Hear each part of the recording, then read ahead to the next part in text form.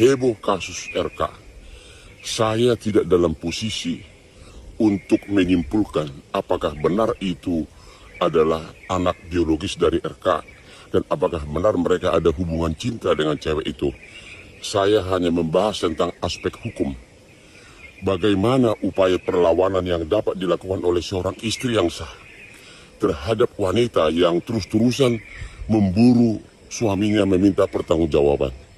Ada cara yang lebih efektif, yaitu kalau si istri sah mau, kalau tega, buat laporan perzinahan ke polisi, di mana terpaksa yang dilaporkan adalah si cewek maupun suaminya. Ya, ini terlepas dari kasus RK, ini hanya secara normatif, ya. Akhirnya nanti akan Download Tribun X sekarang, menghadirkan lokal menjadi Indonesia.